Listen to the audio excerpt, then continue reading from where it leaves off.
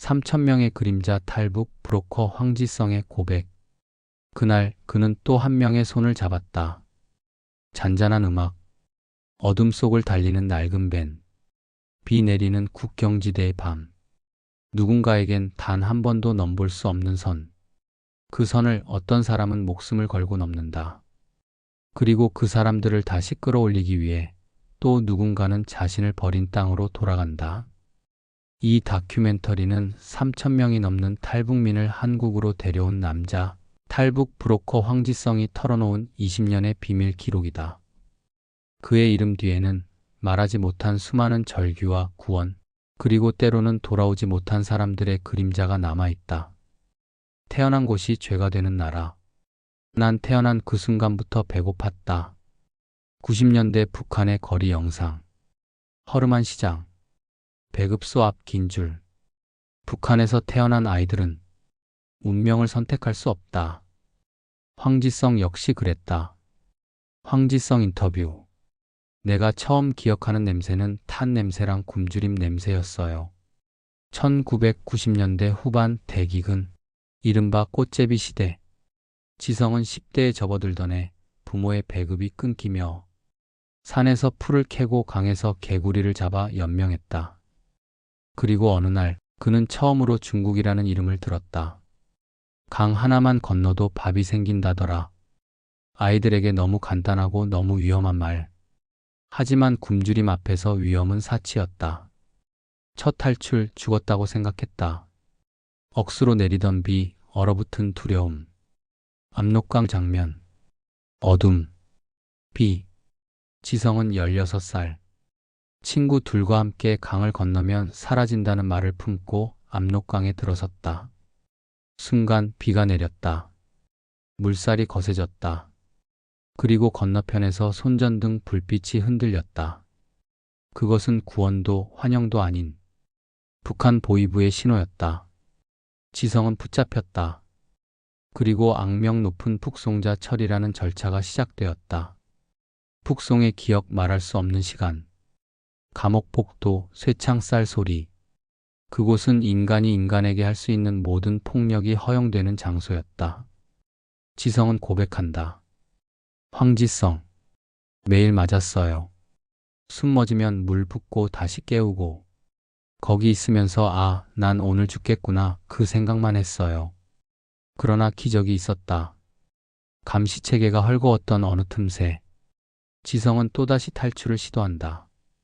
이번엔 살아남기 위해서. 두 번째 탈출, 그리고 정착. 어둠 속에서 찾은 손. 이번엔 성공이었다. 지성은 중국 깊숙한 시골로 숨어들어 식당 허드렛일, 공사장 보조 일을 하며 몇 년을 버틴다.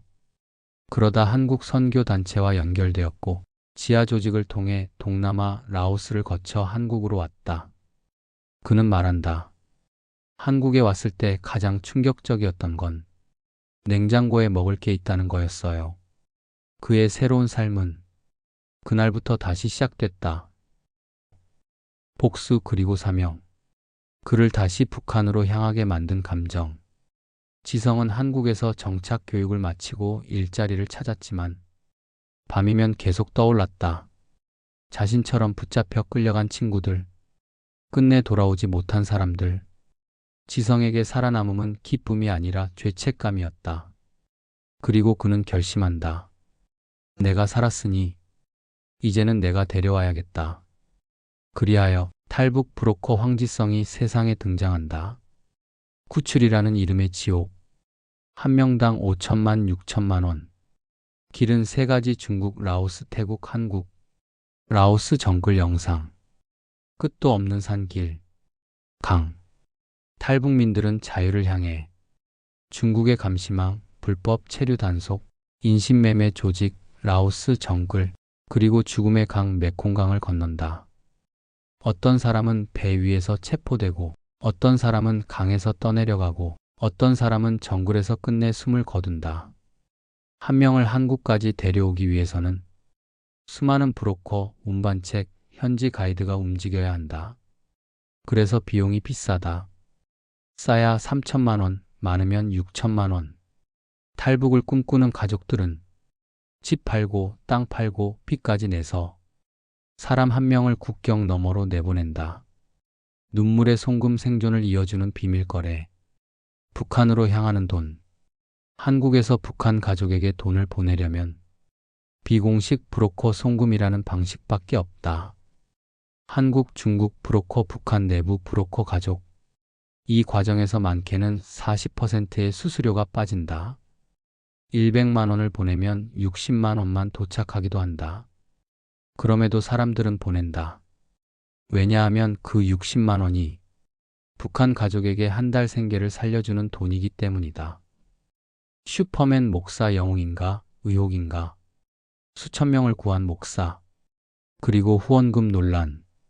황지성은 한국에서 활동하던 탈북민 구출 단체와 함께 일해왔다.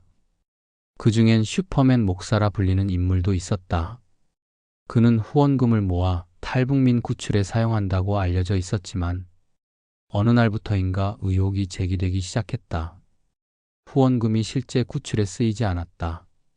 브로커 비용이 부풀려졌다. 지성은 말한다. 나도 처음엔 믿었어요. 하지만 나중에 보니까 그가 하는 말이 전부 진실은 아니었어요. 이 논란은 지금도 완전히 해결되지 않았다. 누군가는 영웅이라고, 누군가는 사기꾼이라고 한다. 진실은 아직 그 어딘가에 묻혀 있다. 북한의 반격 보이지 않는 전쟁. 탈북 브로커를 노리는 북한 해커. 황지성은 오래전부터 북한 해커들의 표적이 되었다. 가장 친한 지인 이름으로 메시지가 온 적도 있었다. 지성아, 오랜만이다. 사진 좀 봐줘. 그 메시지는 북한 해킹 조직의 첨부 파일이었다. 탈북 브로커 조직망을 알아내기 위한 공격, 한국 내 탈북민 정착 상태 파악, 그리고 해외로 도피한 북한 가족들에 대한 감시. 북한은 탈북 브로커를 국가의 적으로 분류한다. 그리고 적을 향한 공격은 끝없이 이어진다. 중국 속의 유령들, 탈북 여성들의 비극. 중국 곳곳에는 수많은 탈북 여성들이 숨어 살고 있다. 누군가는 팔렸다. 누군가는 결혼을 강요당했다. 누군가는 아이와 함께 남겨졌다. 그들은 신분증이 없다. 이름도 없다. 발각되면 북송이다. 그래서 사람들은 중국 속의 유령이라고 부른다. 교회 지하실에서 숨어서 예배를 드리며 내일의 생계를 걱정하고 고향의 가족에게 몇만 원이라도 보내려고 일한다. 그들이 살아갈 수 있는 이유는 누군가가 그들을 위해 목숨을 걸고 길을 열어주기 때문이다. 코로나 이후 길이 사라졌다. 탈북자 수 95% 감소. 국경 봉쇄, 총살 명령. 2020년 코로나가 시작되면서 북한은 국경을 완전히 봉쇄했다. 탈북은 불가능에 가까운 일이 되었다. 국경 경계병들에게는 무조건 사살 명령이 내려졌다. 중국은 탈북민 단속을 강화했다. 걸리면 바로 북송된다. 지성은 말한다. 전에는 1년에 몇백 명씩 데려왔는데 요즘엔 몇 명 데려오기도 어려워요. 탈북 비용은 2배 이상 올랐다. 라오스 국경은 계속 강화되고 메콩강 건너는 길도 점점 더 위험해지고 있다. 자유는 사라지고 길도 사라지고 있다. 3,000명의 그림자를 등에 지고 사람을 구한다는 건 사람의 삶을 짊어진다는 뜻이다. 황지성은 지금도 여러 지역에서 구출 요청을 받는다. 어디선가 속삭임이 들린다. 우리 딸 좀 살려주세요. 엄마는 지금 중국에 있어요. 북한에서 잡혀가기 전에 제발. 그는 그 음성을 외면하지 못한다. 왜냐하면 과거의 자신이 그 음성 중 하나였기 때문이다. 황지성의 고백난 영웅이 아니다. 지성은 자신의 삶을 돌아보며 말한다. 사람들은 나를 영웅이라고도 하고 브로커라고 욕도 해요. 근데 난 그냥 살아남아서 일하는 사람이에요. 그에게 탈북민 구출은 사업이 아니었다. 복수이자 속죄이고 그리고 사명이었다. 내가 겪은 걸 다른 사람은 겪지 않았으면 좋겠어요. 그는 오늘도 누군가의 손을 잡는다. 어둠 속에서 길을 잃지 않게. 희망은 사라지지 않았다. 탈북민수는 줄어들고 해결해야 할 갈등과 구조적 문제들은 산처럼 쌓여 있다. 그러나 어디선가 또 한 명이 탈북을 준비하고 있고 또 한 명은 국경에서 구조를 기다린다. 그리고 황지성과 같은 사람들은 그들을 위해 다시 길을 떠난다. 3,000명. 숫자로는 간단해 보이지만 그 속에는 3,000개의 이름, 3,000개의 상처, 3,000개의 새로운 삶이 있다. 누군가는 말할 것이다. 왜 그렇게 위험한 일을 하느냐? 그러나 그는 말한다. 누군가는 해야 하니까. 그리고 그게 내가 살아남은 이유니까. 자유를 향한 여정은 아직 끝나지 않았다. 오늘도 어딘가에서 누군가는 조용히 울고 있을 가족을 떠올리며 그 선을 넘을 준비를 하고 있다. 그들의 길이 어둠 속에서도 끊어지지 않기를 바란다.